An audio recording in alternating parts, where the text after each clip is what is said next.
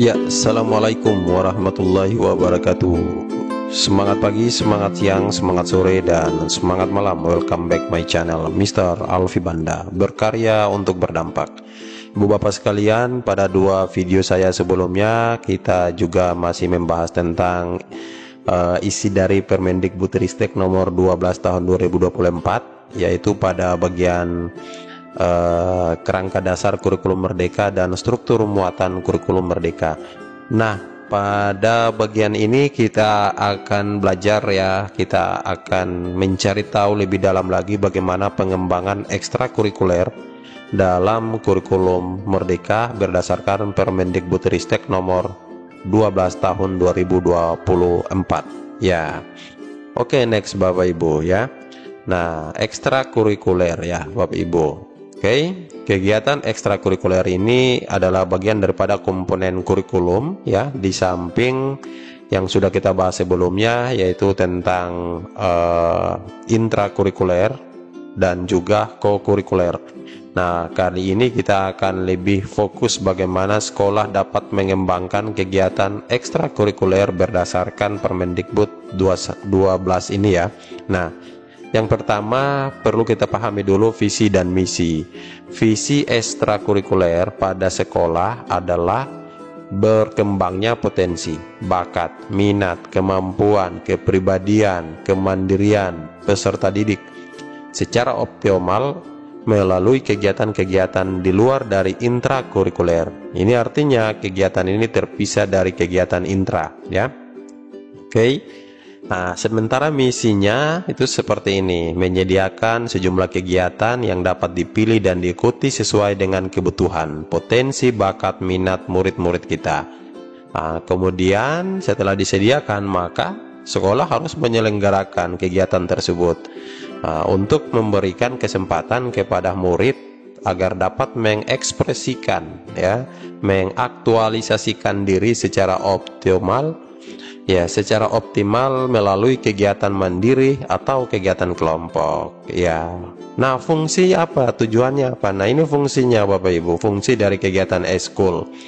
Yang pertama itu fungsi pengembangan ya, dimana ini dapat mendukung perkembangan murid melalui perluasan minat ya, pengembangan potensi, bakat, serta pemberian kesempatan untuk pembentukan karakter dan pelatihan kepemimpinan. Nah, ini selaras dengan pengembangan minat dan bakat juga di dalam kegiatan intrakurikuler ya, bagaimana minat dan bakat murid diberdayakan melalui kegiatan intra. Nah, sekarang kita fokus bagaimana minat dan bakat itu lebih terstruktur juga bisa dilaksanakan melalui pengembangan kompetensi, pemberian kesempatan, pembentukan karakter, sampai pada pelatihan kepemimpinan melalui kegiatan ekstrakurikuler.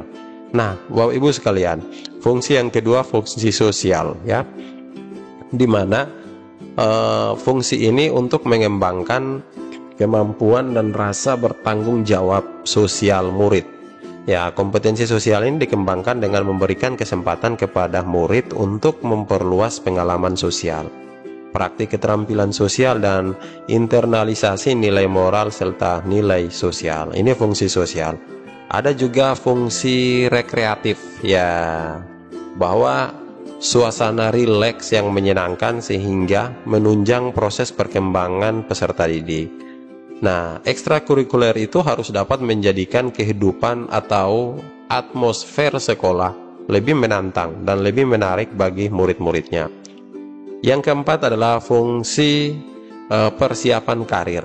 Ya, nah lewat kegiatan ekstrakurikuler ini diharapkan dapat mengembangkan kesiapan karir murid melalui pengembangan kapasitas. Ya, nah perlu kita ketahui juga ya, tujuan pelaksanaan ekstrakurikuler pada satuan pendidikan. Tujuannya apa? Tujuan bahwa eskul itu harus dapat meningkatkan kemampuan kognitif, kemampuan afektif ya, pengetahuan, sikap, dan keterampilan atau psikomotor.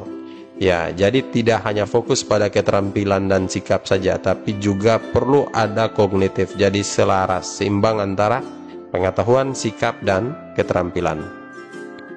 Yang kedua, eskul harus dapat mengembangkan bakat, minat, dan potensi peserta didik dalam upaya pembinaan pribadi menuju manusia seutuhnya. Nah, tujuannya seperti ini Bapak Ibu. Sekarang kita akan melihat jenis dan format kegiatan ekstrakurikuler. Nah, jenis eskul yang boleh kita nanti kembangkan di sekolah kita ada dalam bentuk krida. Nah, krida ini seperti apa? Misalnya kegiatan kepramukaan, latihan kepemimpinan siswa misalnya, ya, atau palang merah remaja, ya, atau usaha kesehatan sekolah UKS, pasukan pengibar bendera, paskibra, ya. Nah, atau kegiatan-kegiatan lain yang berkaitan dengan krida. Nah, ini disebut dengan jenis eskul krida, Bapak Ibu. Nah, ada dalam bentuk karya ilmiah juga, ya. Nah, jenis ini bisa berupa misalnya kegiatan ilmiah remaja, kegiatan penguasaan keilmuan dan kemampuan akademik, penelitian dan lainnya, ya.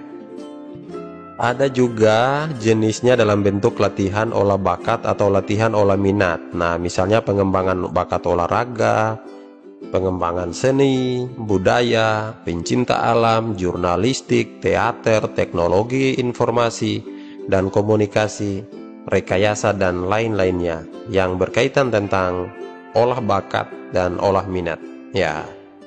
Kemudian ada jenis juga dalam bentuk kegiatan keagamaan, misalnya pesantren kilat, ya, di setiap bulan Ramadan, ceramah keagamaan, baca tulis Al-Quran, ya, atau retreat atau kegiatan-kegiatan keagamaan lainnya berdasarkan agama murid tersebut. Nah, atau bentuk kegiatan-kegiatan lain yang bisa sekolah kembangkan. Nah, ini beberapa jenis dan format kegiatan yang bisa membantu kita dalam mengembangkan kegiatan ekstrakurikuler di sekolah kita. Nah, Bapak Ibu sekalian, dalam mengembangkan kegiatan ekstrakurikuler, ya, pembina eskul, ya, perlu pahami ini, bahwa dapat diselenggarakan dalam berbagai format sebagai berikut. Bisa dalam kegiatan individu, bisa juga dalam kegiatan kelompok atau klasikal atau gabungan atau kegiatan lapangan. Nah, ini tinggal bagaimana ini dipilih sesuai dengan jenis ini, yang cocoknya yang mana. Misalnya, kepramukaan ini jenis format yang tepat, misalnya bisa individu, bisa kelompok, bisa klasikal, bisa gabungan atau bisa lapangan. Nah, yang mana yang lebih tepat sesuai dengan karakteristik murid-murid kita.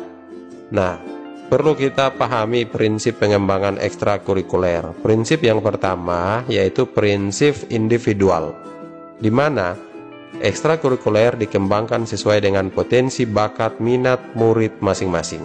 Nah, ini maksud prinsip dari individual. Yang kedua, prinsip pilihan, ya, yakni eskul dikembangkan sesuai dengan minat yang diikuti oleh peserta didik secara sukarela. Berarti tidak dipaksakan, ya. Ya, mereka boleh memilih sesuai di bagian mana, ya, di format atau bentuk yang mana yang mereka anggap sesuai dengan pengembangan minat, pengembangan bakat, dan juga pengembangan karir mereka. Keterlibatan aktif, ya, bahwa eskul menuntun keikutsertaan peserta didik secara penuh sesuai dengan minat dan pilihan masing-masing. Nah, ini kembali lagi kepada pembina eskulnya merancang kegiatan sehingga kegiatan itu benar-benar melekat pada minat dan bakat mereka, dan mereka akan aktif, ya, menyenangkan, ya, dilaksanakan dalam suasana yang menggembirakan bagi peserta didik. Kenapa? Karena ini kegiatan di luar dari intrakurikuler, jadi lebih condong bagaimana murid bersenang-senang, murid bahagia, ya, murid mengikuti kegiatan eskul itu tanpa ada tekanan, ya, perlu menyenangkan. Membangun etos kerja, ya, yakni eskul dikembangkan dan dilaksanakan dengan prinsip membangun semangat peserta didik untuk berusaha dan bekerja dengan baik dan giat. Ini bagaimana nilai-nilai karakter ini ditanamkan sehingga mereka menjadi generasi-generasi yang giat, generasi-generasi yang memiliki etos kerja, ya, yang semangat, ya, dalam berusaha. Kemudian bagaimana juga ekstrakurikuler itu dapat bermanfaat bagi kehidupan sosial. yaitu bagaimana dikembangkan dan dilaksanakan dengan memperhatikan dampak positif bagi masyarakat. Nah, Ibu Bapak sekalian, dalam mekanismenya ya, mekanisme pelaksanaan kegiatan ekstrakurikuler di sekolah itu terdiri dari pengembangan ya, pengembangan, pelaksanaan, dan penilaian. Ya, kita lihat dulu untuk pengembangan ya. Nah, dalam mengembangkan ekstrakurikuler di sekolah, kita itu mulai dari pertama analisis sumber daya yang diperlukan dalam penyelenggaraan eskul. Nah, pertama sekolah identifikasi dulu sumber daya apa yang tersedia di sekolah. Ya, jadi tidak serta-merta menentukan ekstrakurikuler tanpa ada sumber daya ya. Kemudian identifikasi kebutuhan, potensi, bakat, dan minat peserta didik.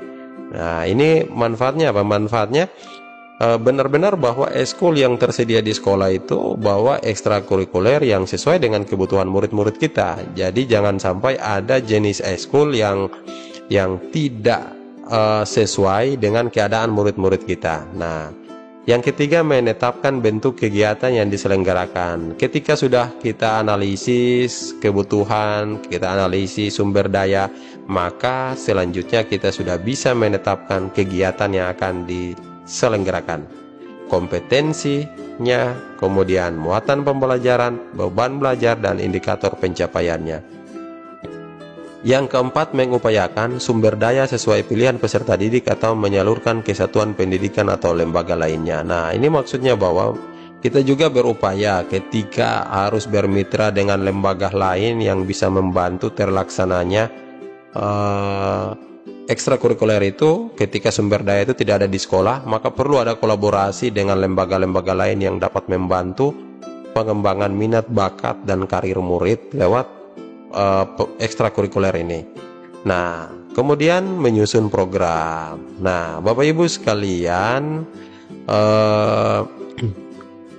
sistematika program ekstrakurikuler itu paling sedikit memuat ini, Bapak Ibu ya. Jadi kalau mau terapkan ekstrakurikuler di sekolah, ya harus buat programnya ya, karena program itu juga nanti akan menjadi bagian daripada perencanaan ya. Yang pertama, rasional dan tujuan umum ya, paling sedikit memuat ini programnya. Deskripsi setiap eskul ya, kemudian pengelolaan bagaimana, pendanaannya bagaimana, dan bagaimana evaluasinya ya. Seperti ini Bapak Ibu ya, karena eskul juga punya form tersendiri, nilainya di laporan pendidikan ya. Jadi harus terstruktur. Kemudian untuk pelaksanaan, oke? Nah, yang ini tadi pengembangan. Setelah bisa kita pengembangan, nah sekarang bagian pelaksanaan. Dimulai dari penjadwalan eskul, yaitu dirancang di awal tahun ajaran oleh pembina eskul di bawah supervisi kepala sekolah atau kepala madrasah atau wakil kepala sekolah atau madrasah. Nah, jadwal ekstrakurikuler diatur agar tidak menghambat pelaksanaan intra dan co-kurikuler. Nah, sekali lagi, dalam membuat jadwal jangan sampai menghambat kegiatan intra dan co ya. Nah, ini perlu pertimbangan dan perhatian juga. Nah, jangan lupa juga melaksanakan penilaian atau asesmen ya. Setelah dilaksanakan maka kita melakukan asesmen. Kinerja peserta didik dalam ekstrakurikuler perlu mendapat penilaian atau asesmen dan dideskripsikan dalam raport. Nah, di raport itu ada tempat khusus untuk melaporkan perkembangan ekstrakurikuler yang diikuti oleh murid. Nah, kriteria keberhasilannya meliputi proses dan hasil capaian kompetensi peserta didik dalam ekstrakurikuler yang dipilihnya.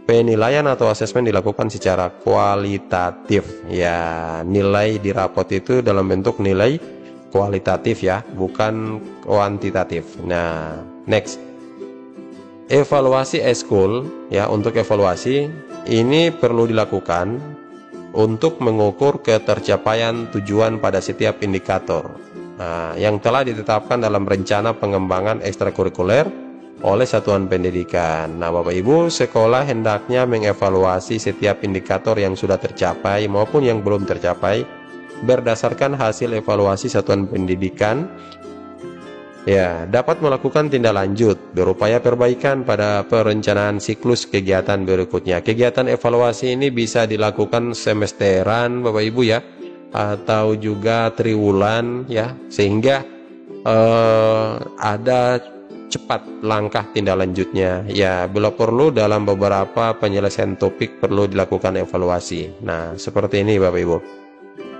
Nah, Bapak Ibu sekalian, dalam Permendikbudristek nomor 12 tahun 2024 ini juga dijelaskan dalam pengembangan eskul perlu ada daya dukung.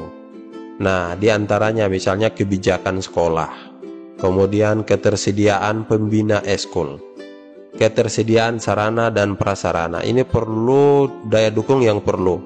Jangan sampai ada eskul tapi tidak ada pembinanya, atau ada pembinanya yang punya daya dukungnya ya, tapi eskulnya tidak dilaksanakan. Nah, kemudian perhatikan juga kebijakan satuan pendidikan dan apakah sarana dan prasarananya tersedia tidak di sekolah kita. Nah, perlu membangun kolaborasi. Ada beberapa pihak yang terlibat, misalnya di sekolah ya, ada kepala sekolah, tenaga pendidik, tenaga kependidikan, pembina eskul. Ini bersama-sama kolaborasi mewujudkan keunggulan dalam ragam ekstrakurikuler sesuai dengan sumber daya yang dimiliki oleh satuan pendidikan.